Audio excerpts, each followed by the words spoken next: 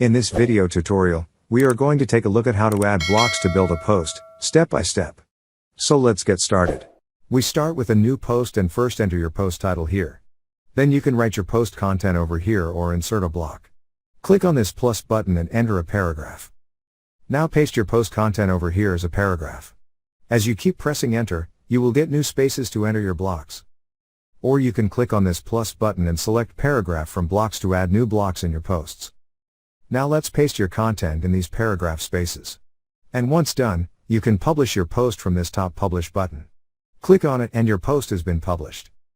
Now click on view post button and you can view how your post will look like. Click on edit post to edit it, and from this editor you can make more changes in your post.